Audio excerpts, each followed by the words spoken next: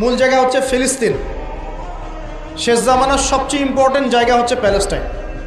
শেষ জামানার যত বড় বড় ঘটনাগুলো ঘটবে, ইমাম মাহাদির আগমন, মুসলিম বাহিনীর বিজয়, জেরুজালেম পুনরুদ্ধার, ইসলামিক খেলাফত প্রতিষ্ঠা, ঈসা আলাইহিস সালামের আগমন, সব ওই জায়গাকে কেন্দ্র করে।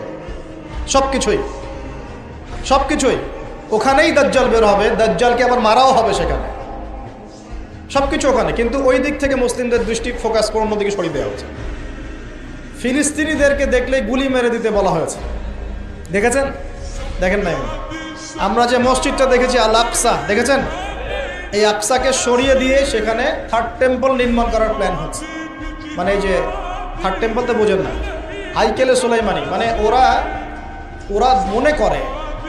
মনে করে যে তারা বানু ইসরাইল। একটু বোঝেন, ওরা মনে করে যে ওরা বানু ইসরাইল, আসলে ওরা বানু ইসরাইল নয়, ওরা হচ্ছে ইউরোপিয়ান জিউস।